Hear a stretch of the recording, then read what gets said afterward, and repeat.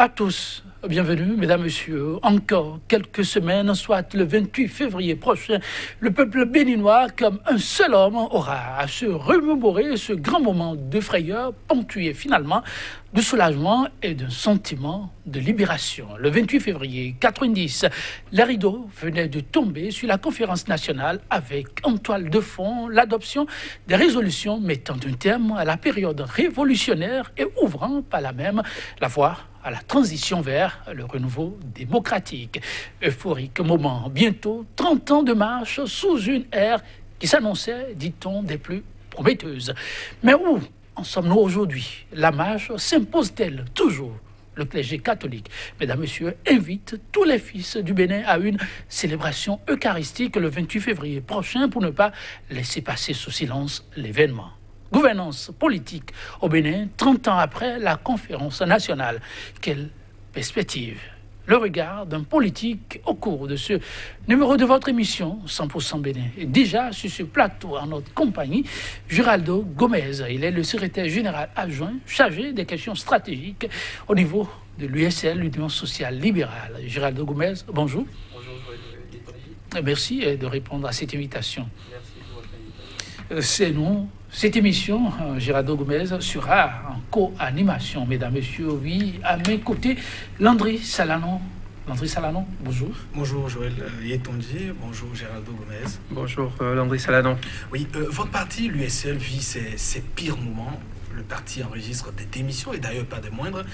Zéphirin Kedjaroulé a claqué la porte. Il y a quelques jours, c'était Cyriaque Domingo, l'actuel maire de Khouyogbe, et d'autres conseillers qui sont partis. Giraldo Gomez, qu'est-ce qui se passe au niveau de votre parti? Comment vivez-vous tout cela? Sans doute un tableau un peu noirci. On ne va pas occulter quelques moments de joie parce qu'il y a eu un anniversaire hier. On en profite pour souhaiter à nouveau joyeux anniversaire au président d'honneur du parti USL, Sébastien Adjavon. Et puis les questions que vous évoquez, des départs annoncés, mais beaucoup plus de bruit que la réalité. Vous avez vous avez cité quelques noms. Il n'est pas de nos habitudes de venir étaler sur la place publique des difficultés ou des problèmes personnels ou quoi que ce soit. Ce n'est pas l'essentiel.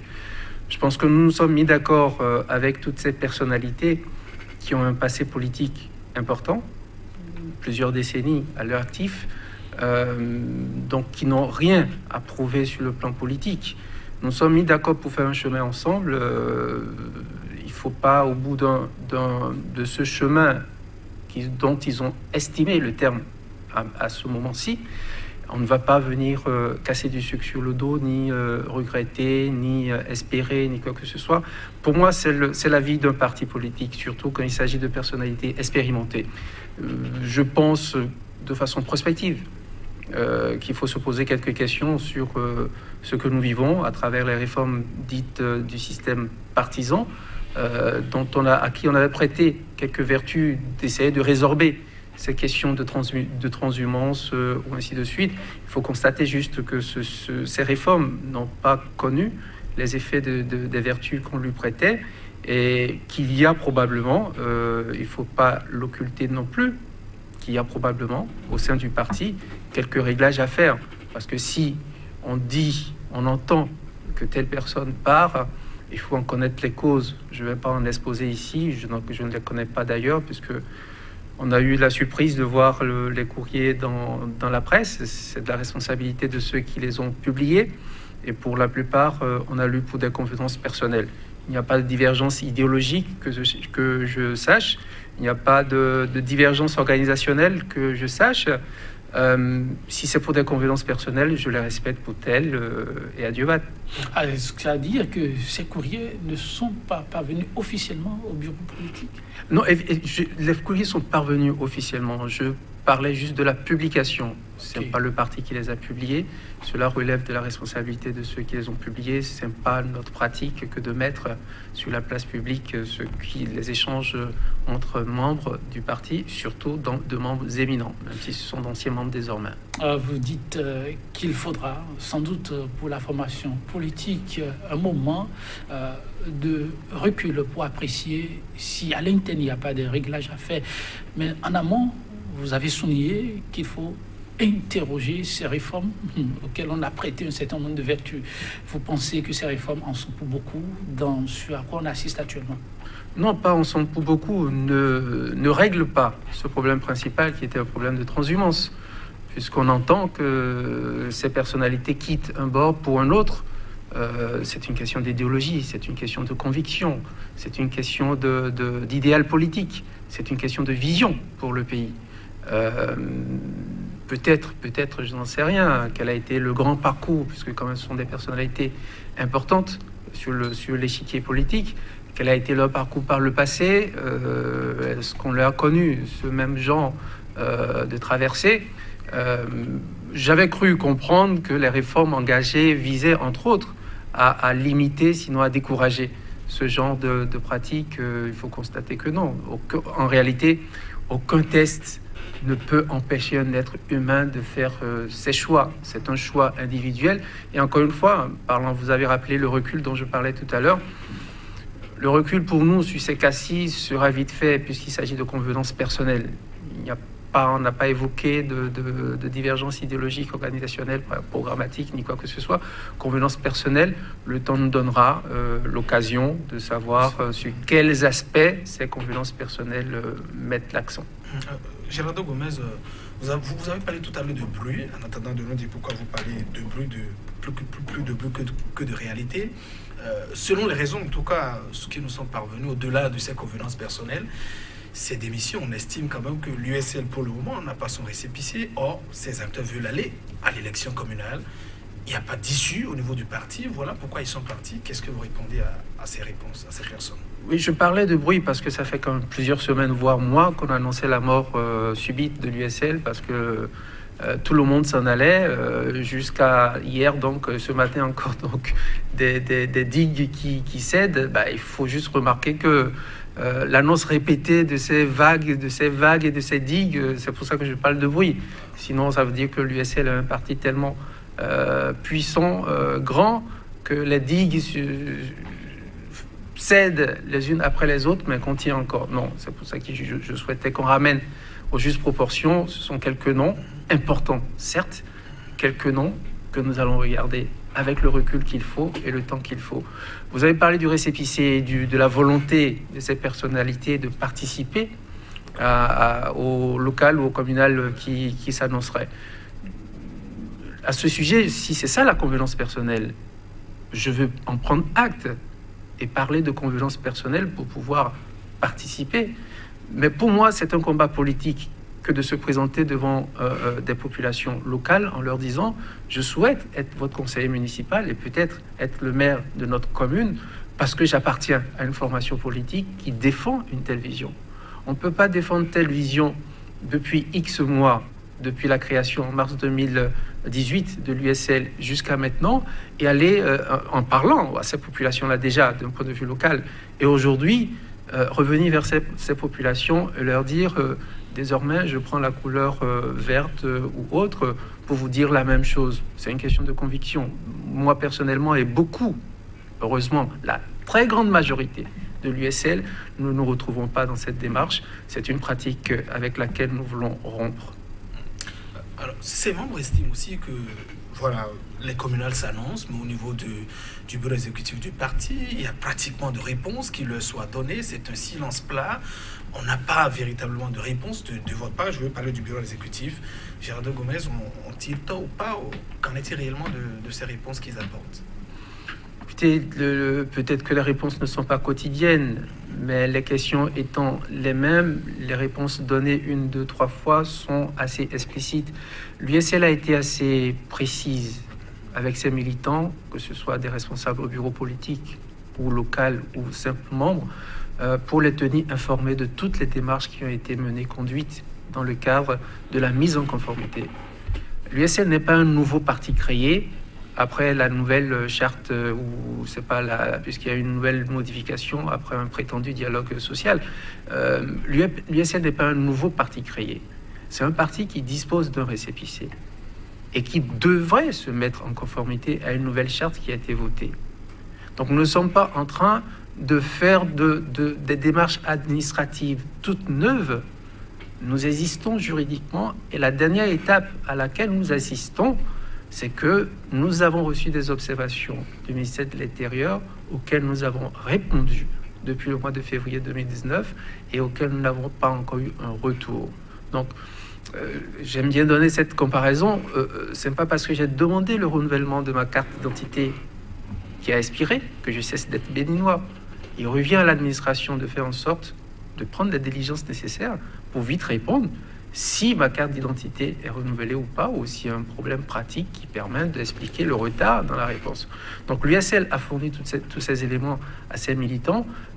Il revient à l'administration de prendre le chemin du droit et de laisser les citoyens se constituer et animer la vie politique comme tous les tests en démocratie le leur permettent. Alors, vous parlez de prérogatives accordées par les tests au nom de la démocratie. Et comme je le rappelais à l'entame, ça fait un bon temps déjà, les Béninois ont coutume de pouvoir s'exprimer d'une autre façon, à travers les urnes, pour demander à ce que leur volonté soit prise en compte par l'État suprême. Et ça, c'est les joutes électorales. Et l'année que nous traversons, 2020, est une année cruciale pour les communales. En mars, fin mars, on sera plus ou moins situé dans les tout prochains jours. Mais avant, il y a une date très importante. C'est celle du 28 février 90. Le peuple béninois venait alors de faire un choix historique, la conférence nationale, avec tout ce qu'on connaît comme succès, prouesse à divers niveaux, mais politiquement surtout. Alors, au niveau de l'USL, comment l'on se prépare à vivre cet instant-là? Le 28 février est une date importante parce que c'est l'apothéose, on va dire. Mais si vous me permettez, je voudrais retenir le 19 février. Okay. Cette date-là, mesdames et messieurs, c'était le démarrage de la conférence. Donc, hier, donc, cela fait 30 ans que la conférence nationale a démarré. Démarrer dans une atmosphère d'incertitude absolue. Personne ne savait exactement où on allait. On préparait, on peut dire, parce que là, 19, ça fait 19 janvier. 19, oui, hier, 19 janvier, mais 19 février, ça d'ici à un mois de distance. Tout à fait. À un mois de distance, merci pour la précision, c'est ce que je voulais dire. À un mois de cet anniversaire, du démarrage de la conférence nationale des forces vives de la nation, les délégués à cette conférence, les acteurs politiques, les gouvernants de ce moment-là, entraient dans cette conférence avec l'incertitude la plus absolue. Même si chacun avait ses convictions, ceux qui revenaient de l'étranger, ceux qui étaient restés sur le territoire et qui étaient délégués, avaient une option dans la tête, mais ne savaient pas si elle allait aboutir. Les gouvernants d'alors, le général Mathieu Kérékou, avait ces certitudes qu'il avait convoqué une conférence pour ne s'occuper que de questions économiques et l'aider à sortir des impasses économiques dans lesquelles il se trouvait. Et il savait que c'était ce qu'il attendait de cette conférence. Chacun était donc arc-bouté à ses certitudes au départ, mais l'apothéose, la date à laquelle vous faites référence, qui est le 28 février, nous a donné tout autre chose, parce qu'en 9 jours de travaux, les convictions ont évolué de l'intérieur. Ceux qui sont restés courageux sur leurs convictions ont pu nous amener vers cette heureuse issue. Donc, 30 ans après, peut-être qu'on va y revenir un peu plus longtemps, pour moi, les deux décisions les plus importantes qui ont été consacrées après, dans la Constitution de décembre 90, adoptée par référendum, c'est le multipartisme intégral et c'est le choix de l'économie du marché pour notre pays. Ce sont les deux piliers essentiels pour nous permettre de ressouder la nation. Si on doit faire un bilan sommaire sur ces deux points, le multipartisme intégral, nous en parlons à l'instant, nous sommes en train de corseter tout ce qu'il faut pour que les citoyens n'aient plus les espaces nécessaires pour s'exprimer sur le plan politique, créer un parti, exister en tant que parti, s'exprimer tout simplement, même en ne faisant pas partie, en n'étant pas membre d'un parti politique. Qu'avons-nous fait de ces 30 ans? C'est une régression grave sur ce premier pilier. Le multipartisme intégral n'est plus d'actualité. Bien sûr, on va me dire que les deux chartes successives qui ont été adoptées sous la rupture n'empêche pas de créer un parti et qu'on peut en créer. Oui, dans les tests. C'est possible, mais dans les faits, qu'en est-il réellement? On en arrive même à voir sur le plan administratif, même si la source a été contestée, des papiers sur le plan administratif pour recenser du personnel de l'enseignement avec appartenance syndicale et appartenance politique. Et dans la liste, pour indiquer une appartenance politique, on ne cite que 2 partis, les partis jumeaux du chef de l'État. Et si vous en aviez d'autres, vous vous rangiez sous la colonne « autres ». Vu que cela a été contesté par l'autorité, est-ce qu'il faut encore revenir sur ce sujet? Cela a été contesté par l'autorité, certes, je dis, la source n'est pas confirmée, mais c'est bien quelqu'un qui a quand même sorti ce document. C'est-à-dire le conditionnement... D'avoir cette idée-là, vous pensez que c'est déjà grave? C'est un conditionnement. C'est encore plus grave pour moi que ce soit un simple agent de l'État qui ait pu faire ça. Ça veut dire que le conditionnement est déjà descendu suffisamment bas pour qu'on en arrive à ce niveau. Si c'était un responsable à un niveau élevé, on pourrait parler de zélé, de tout ce que vous voulez. Mais si c'est un simple agent qui s'est permis cela parce qu'il a dû penser que ça correspondrait à ce qu'attendent de lui ses responsables, c'est que le conditionnement a déjà atteint une couche assez basse de la société.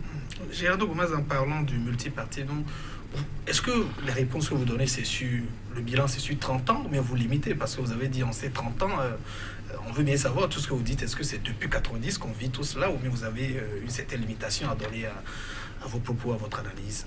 Sur le multipartisme intégral, je crois que de 90 à 2016, tout le monde a convenu que nous avons une floraison de partis politiques. 257 ou 258 au total, sur tout le Bénin. Donc le multipartisme intégral s'est exercé à travers l'aspect numérique, mais aussi à travers l'animation de la vie politique. Parce que même si ces 257 ou 258 politiques n'ont pas une animation politique régulière sur le plan local ou national, on a quand même remarqué de façon constante, et les différentes législatures qu'on a connues ont prouvé qu'il y a une dizaine de partis politiques qui sont l'essentiel, qui font l'essentiel de l'animation de la vie politique. On a connu le PSD, on a connu l'ARB, on a connu le PRD, on a connu des alliances, que ce soit Alliance Soleil, Phare Lafia, les FCBE, ainsi de suite, qui sont des partis ou alliances qui se sont retrouvés constamment, de la première à la 7e législature, représentés à l'Assemblée, et donc envoyés par les populations, reconnus par elles comme les formations politiques essentielles qui animent la vie politique de notre pays. Ce qui est désormais fait, il ne faut pas considérer ça plutôt comme un ajout à l'existant. Quand on sait, vous l'avez souligné tout à l'heure, même si dans les faits c'est un peu difficile, que créer une formation aujourd'hui, même si c'est un peu corsé, on n'empêche presque personne de créer sa formation. Aujourd'hui, on tend vers la dizaine et plus que de la dizaine, et que 200 et quelques partis, il y avait plusieurs voix qui s'élevaient déjà pour dire, trouvons une formule pour pouvoir arrêter ça, une formation politique pour chaque ménage, on fera quoi avec? Qui avait ça aussi.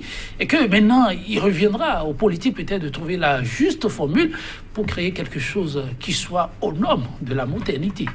Oui, le multipartisme intégral n'était pas un pis-aller, ce n'est pas une voie ouverte à la pagaille. Il y avait une règle qui entourait le multipartisme. Il y avait déjà une charte des partis politiques. Nous n'avons pas connu une charte des partis politiques depuis 2016 seulement. Non, il y a eu une charte qui a été modifiée en 2013, si j'ai bonne mémoire. Et donc, il y a une charte qui encadrait la création et la vie des partis. Le multipartisme, c'est le respect du droit. Et le respect du droit, c'est le respect de la charte qui existait déjà. Et non, arrêtons de dire que chaque famille avait son parti politique. Ce n'est pas vrai.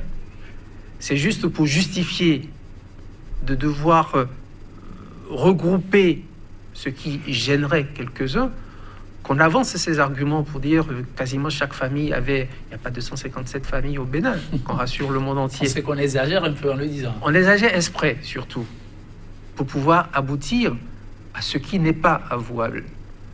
En réalité, si on respectait, et ça aussi plusieurs analystes politiques l'ont dit, si on respectait déjà la charte existante auparavant, plusieurs partis politiques cesseraient d'exister d'eux-mêmes parce qu'ils ne respectaient pas les conditions d'animation de la vie politique, c'est-à-dire, entre autres, la participation régulière à certaines échéances électorales. Rien que ces règles feraient que le ministère de l'Intérieur aurait pu notifier à un bon nombre de partis politiques qui n'existaient plus d'office conformément à la loi. On aurait pu, si l'objectif était la réduction du nombre de partis politiques, on y serait déjà arrivé rien que dans le respect de l'ancienne charte. Donc ce n'est pas la nouvelle charte qui permet la réduction.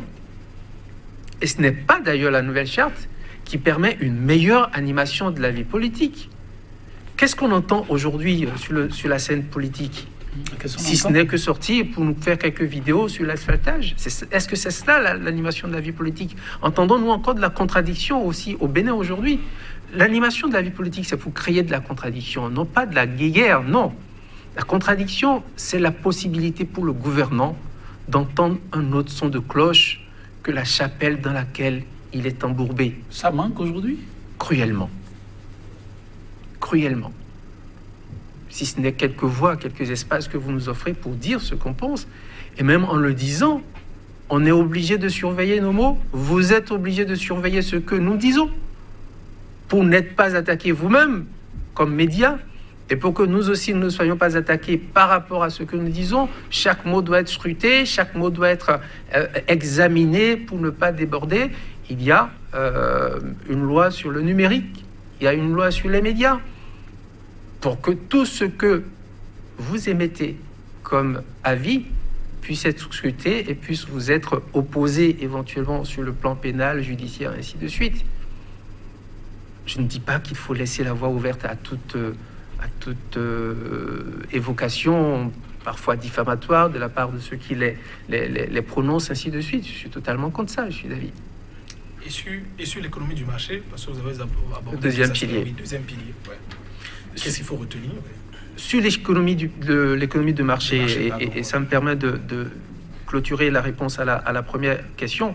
Oui, nous avions connu sur le premier pilier une belle évolution jusqu'en 2016, et je note une régression malheureuse depuis 2016. Sur le plan économique, il y a une constante. Nous n'avons pas changé d'orientation économique. C'est toujours l'économie du marché. Mais l'économie du marché, pour moi, pour la formation universitaire que j'ai pu avoir, je distingue le libéralisme et le capitalisme sauvage. Il me semble que l'option que nous avons faite à la conférence nationale confirmée dans notre constitution du 11 décembre 1990, c'était bien du libéralisme entendu comme l'espace d'expression des libertés. Liberté d'entreprendre, liberté de penser, liberté d'exercer, liberté de la propriété, ainsi de suite. Ce à quoi nous assistons aujourd'hui, c'est un peu la même chose que sur le plan strictement politique qu'on a évoqué à l'instant. Les hommes d'affaires, beaucoup plus craintifs, bon nombre ont malheureusement quitté le pays pour des pays voisins ou un peu plus loin. L'activité économique est en baisse sans qu'on ait changé véritablement d'orientation, d'option. Donc là, il s'agit plutôt de gouvernance plutôt que de changement de cap par rapport aux décisions prises à la conférence nationale. Donc il est important, sachant que ce sont les difficultés économiques qui ont poussé le général Mathieu Kérékou à céder à la convocation de cette conférence nationale. Si nous ne voulons pas nous installer dans un perpétuel recommencement, il est important que nous sachions que chaque volet de notre vie nationale doit être pris en charge par les gouvernants et avec le plus grand sérieux. La situation économique aujourd'hui n'est pas des meilleures sur le plan des emplois, sur le plan de la création des entreprises. On pourra me démontrer qu'il y a beaucoup d'entreprises créées aujourd'hui, mais on demande à y voir un peu plus clair. Si elles sont créées, c'est forcément pour créer des emplois. Et donc, je veux savoir quelle est la corrélation entre l'accroissement du taux de chômage, ou du nombre de sans-emploi, on va dire, et l'annonce de la création plus accrue d'entreprises. Comment est-ce qu'on arrive à expliquer ? Comment on arrive à expliquer de la même façon que les recettes baissent, alors que ceux qui sont censés créer la richesse intérieure seraient en nombre plus important. Est-ce que vous disposez de chiffres officiels lorsque vous parlez des recettes qui baissent? Pour ce qui était jusqu'à présent communiqué, l'État béninois, pour parler de son économie, est plus que jamais au milieu de sa forme. Et récemment, il y a une performance qui reste une première pour le Bénin, premier producteur de l'or blanc. Vous êtes informé aussi. Ce sont des choses qu'on a eues suite à un certain nombre de réformes. Et justement, en parlant de libéralisme économique, ce qui a récemment été annoncé, après un certain nombre de diagnostics, en croient les gouvernants, c'est que ce libéralisme économique a fait le lit à la prévarication, au nouveau type de corruption sous toutes ses formes. Et il a fallu des réformes courageuses pour commencer par décourager un peu ceux qui s'adonnent à un certain nombre de pratiques qui permettent à une minorité de pouvoir mieux se porter et à la grande masse de végéter dans la misère. Et là, on est en train de faire des pas certains, une fois encore les gouvernants, pour permettre au grand nombre, dans les faits, de pouvoir souffler, et non à une minorité de mieux se porter sur la misère du grand nombre. La lutte contre la corruption est une lutte de tous les instants, pas qu'au Bénin, et pas que seulement dans les pays sous-développés. La seule chose qui est requise, c'est que cette lutte-là s'applique à tout le monde, sans distinction, sans précaré, sans favoritisme, qu'elle s'applique à tout le monde. Si elle s'applique à tout le monde, elle sera naturellement acceptée et comprise de tous.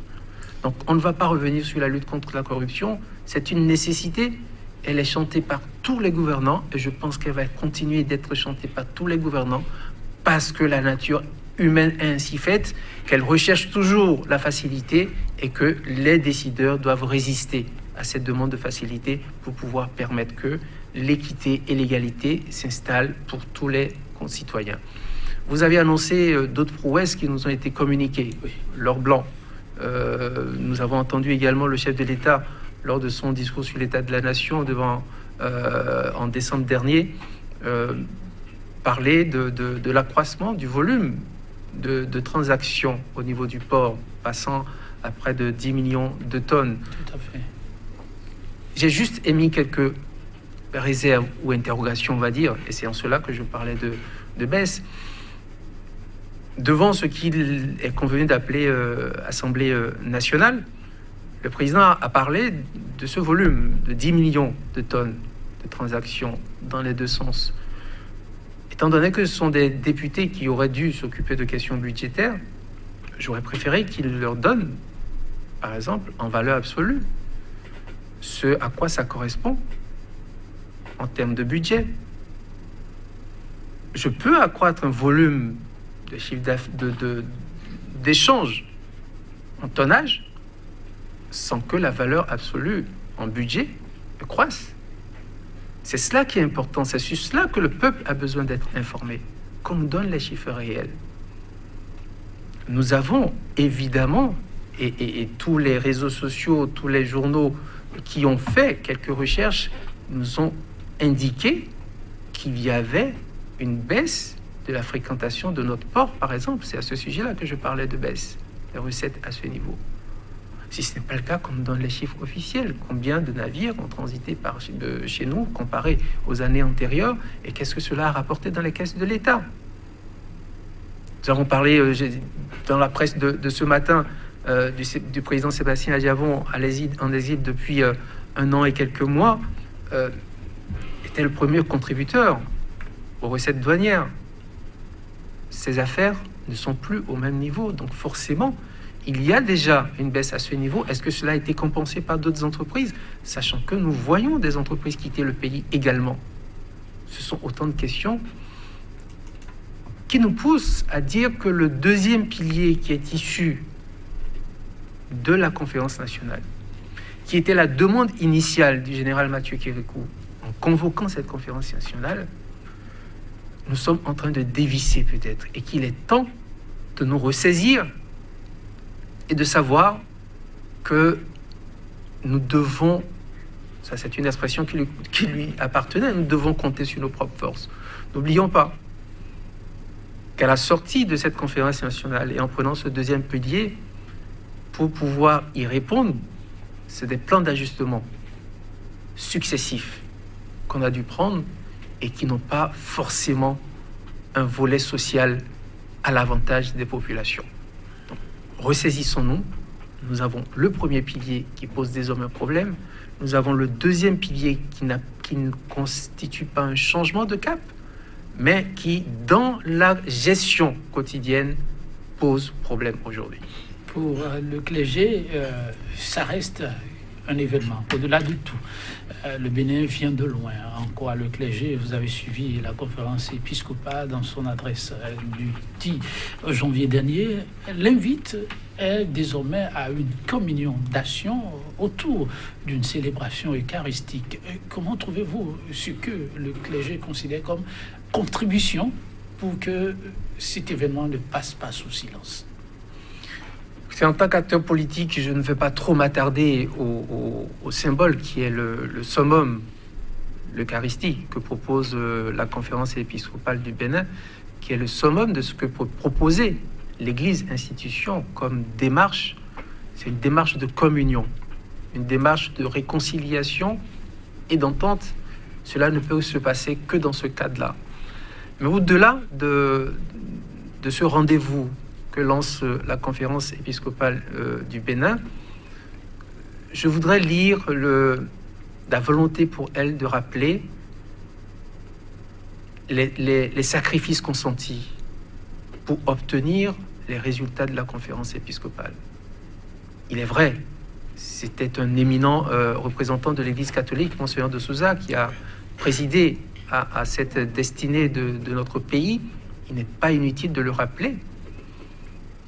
À double titre. D'abord pour l'Église catholique elle-même, sans doute pour lui rappeler qu'elle a joué un rôle majeur dans l'évolution de notre pays et que c'est peut-être l'occasion à nouveau de reprendre son bâton de pèlerin et d'accentuer la contribution qu'elle peut apporter à la nouvelle donne qui s'impose à nous aujourd'hui. À double titre, j'avais dit, donc le deuxième titre, il fallait rappeler cette présence-là au sein de la conférence, ou à la tête même de la présidence de la conférence nationale des forces vives de la nation, pour dire que c'est un acteur qui a su rassembler, qui a su jouer des contradictions qui se présentaient au sein de cette conférence-là pour pouvoir obtenir un résultat. Il avait bien perçu qu'au départ, ceux qui y venaient n'étaient pas venus juste pour régler des problèmes économiques. Il a juste compris que ceux qui avaient convoqué cette conférence ne voulaient entendre que parler d'économie, comment est-ce qu'on faisait rentrer de l'argent dans le pays pour pouvoir payer les salaires des enseignants et des autres fonctionnaires et essayer de relancer l'économie. Comment concilier ces deux antagonismes dans une atmosphère délétère où ça pouvait exploser à tout moment? Voilà ce qu'on attend. Ceux qui ne veulent pas voir qu'on est peut-être dans une situation similaire peuvent ne pas voir. On ne va pas jouer aux alarmistes en disant nous sommes dans une situation similaire. Mais quand je reprends les deux piliers dont on a hérité de la conférence épiscopale, nous avons besoin qu'une nouvelle partition soit jouée par une force morale pour redonner de l'espoir à ce pays. Une nouvelle partition par une force morale. Absolument.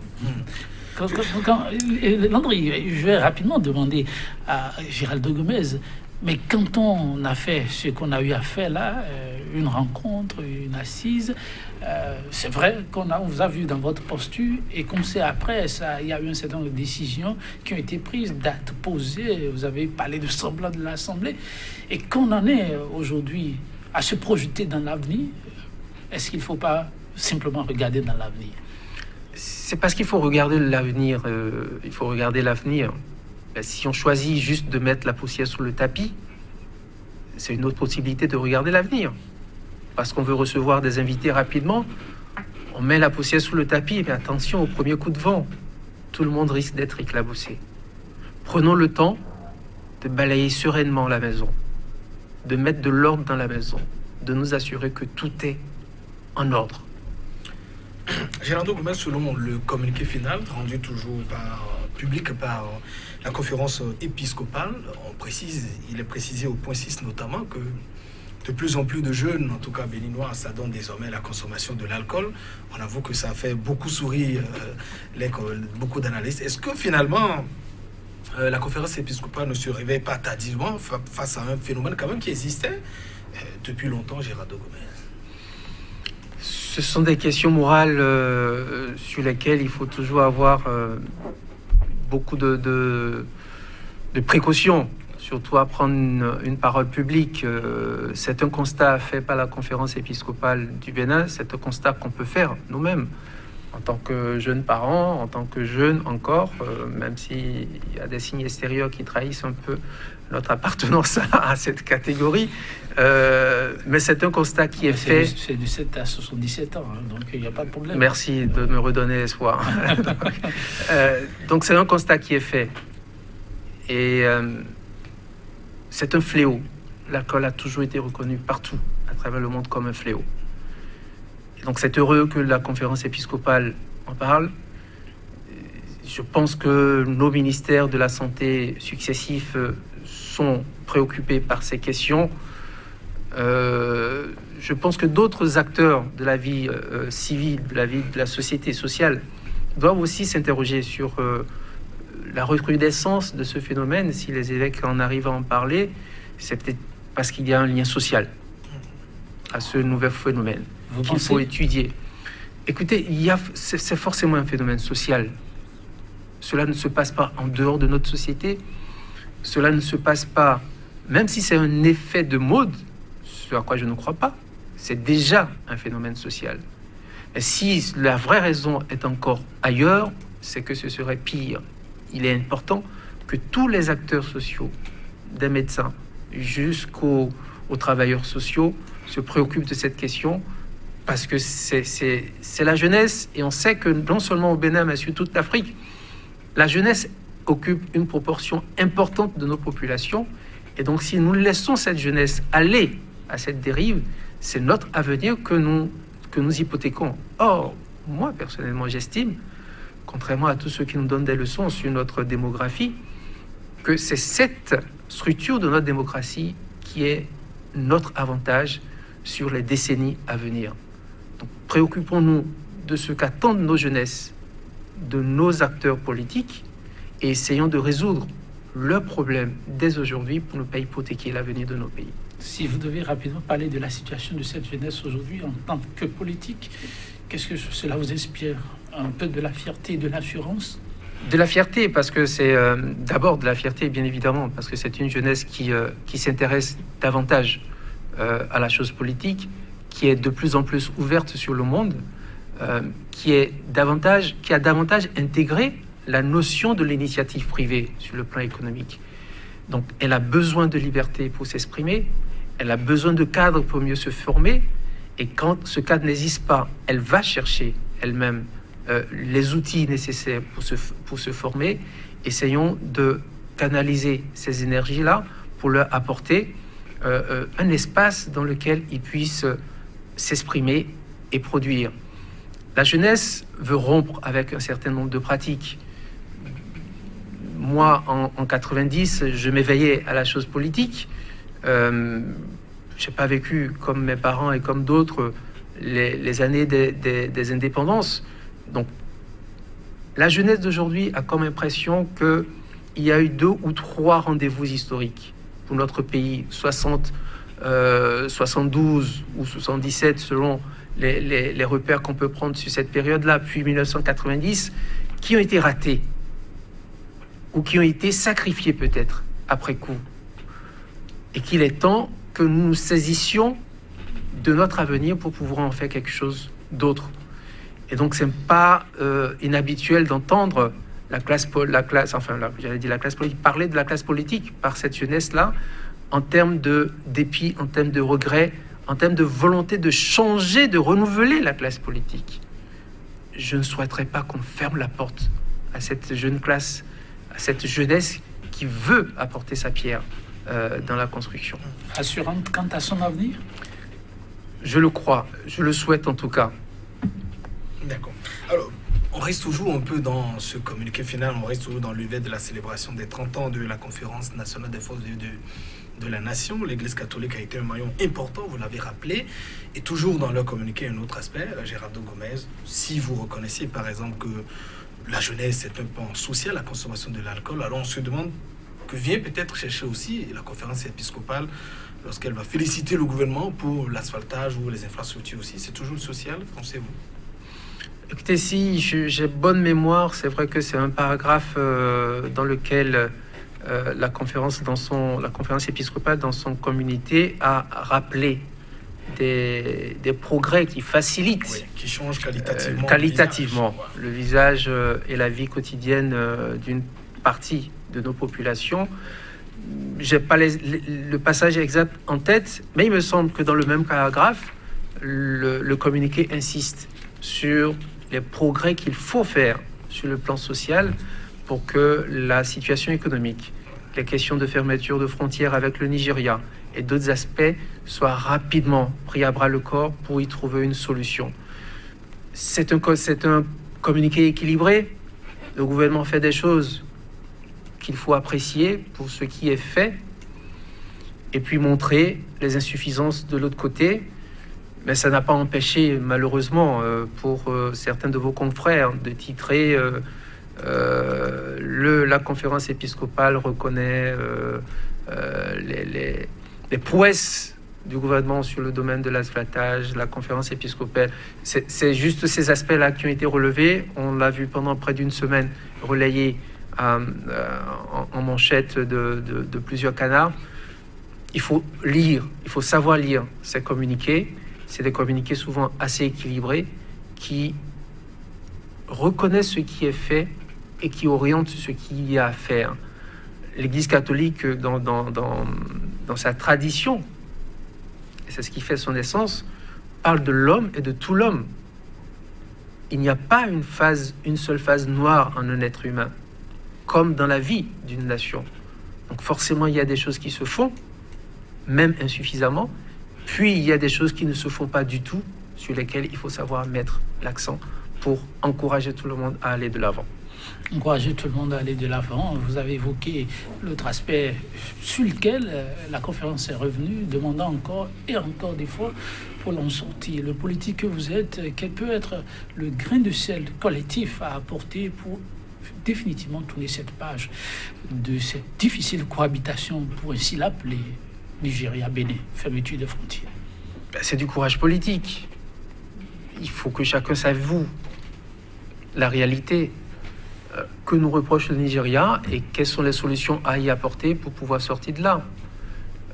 On nous a parlé de contrebande, d'informations envoyées par le Nigeria parlant de contrebande, du riz, du siphonnage de certains pipelines concernant le carburant, l'essence, et puis d'autres aspects. Est-ce qu'on a déjà apporté toutes ces réponses? J'ai cru lire aujourd'hui que nous accusons le Nigeria de ne pas respecter les tests des accords des traités au niveau de la CEDEAO concernant la libre circulation des biens et des personnes. Sur certains pans, oui, mais qu'avons-nous fait nous-mêmes? Il faudrait que nous nous assurions que nous respections ces traités. Les traités nous parlent de produits pour la libre circulation des personnes et des biens. 30 minutes pour finir, mais moins d'une minute, je veux dire. Oui. Alors, je dis sur un sujet aussi préoccupant, que faut-il faire en urgence si vous devez préconiser une piste de sortie de crise? La seule chose, il me semble, sans être catégorique, c'est que les deux présidents arrivent à se parler sincèrement et que ce qui est issu de leurs échanges soit mis en œuvre. Il ne faudrait pas prendre des engagements qu'on n'honore pas après. Il ne faudrait pas que le Nigeria non plus nous envoie des signaux qui sont fluctuants. Aujourd'hui, on apprend ceci et demain, autre chose, ainsi de suite. Mais si nous ne sommes pas en règle avec le Nigeria, que nous nous mettions en règle le plus rapidement possible. Gerardo Gomez, en tant que secrétaire général adjoint du parti USL, voilà. Il y a longtemps que vous faites aussi sans doute de propositions, vous revenez beaucoup sur ce que vous dites, mais dites-nous, pourquoi le régime, le chef de l'État n'est pas audible à tout ce que vous dites, à toutes vos revendications, toutes vos propositions selon vous? franchement, c'est une grande énigme. Moi, je ne sais pas. Notre devoir est de proposer ces alternatives en espérant qu'un jour ils les entendent. Et nous pensons que nous, de toute façon, de notre côté, nous n'allons pas arrêter de le faire. Il faut juste espérer que ce soit entendu. Juste espérer que ce soit entendu. On va donc devoir s'en arrêter là. Landry Salalon, merci pour la collaboration. Merci également à vous pour la disponibilité, mesdames, messieurs. Pour le numéro du jour, on va donc s'en arrêter là. Vous accompagner le temps complètement parti sur ces citations du philosophe pédagogue, maître spirituel bulgare, Mikhail Ivanov. Quoi qu'il arrive, dit-il, un message d'espoir. Vous devez être, mesdames, messieurs, convaincus qu'il brille en vous une étincelle que rien ni personne ne peut éteindre ou même obscurcir. Prenez le bon côté des choses et regardez toujours les choses de l'avant. Prenez soin de vous, mesdames, messieurs, et à demain pour notre plateau de 100% Bénin, toujours avec la même disponibilité. Au revoir.